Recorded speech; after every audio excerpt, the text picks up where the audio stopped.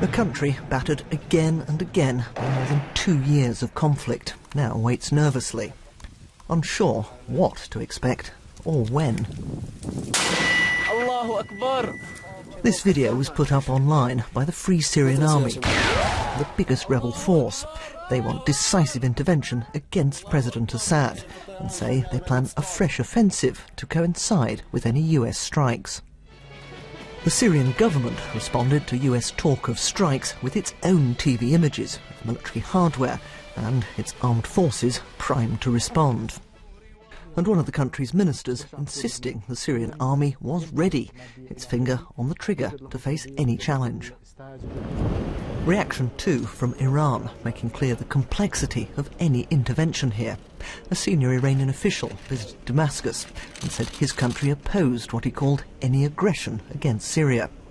The mainly Shiite nation is an ally of President Assad and has warned any Western attack would be a spark in a gunpowder store.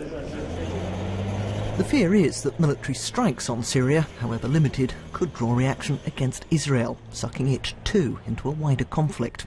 In the Golan Heights, where Israeli forces have been on exercise, the commander said they must remain determined and professional. To Syria's north, in Turkey, a NATO ally, US cargo planes landed at a NATO airbase. And the Turkish Prime Minister made clear that his country was keen for decisive action by the US and other allies soon. It's time to stop the killings. It's time to take a step together with those who value human rights and who stand for the Declaration of International Human Rights. So what kind of military action is President Obama proposing?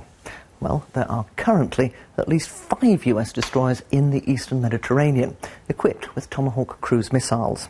And the missiles can also be fired from submarines, though the US Navy doesn't reveal their location.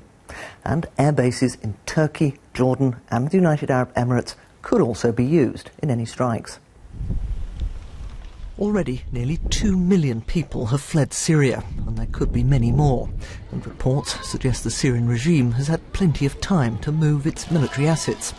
And the West will find it hard to ensure there are no civilians in areas where there could be military strikes.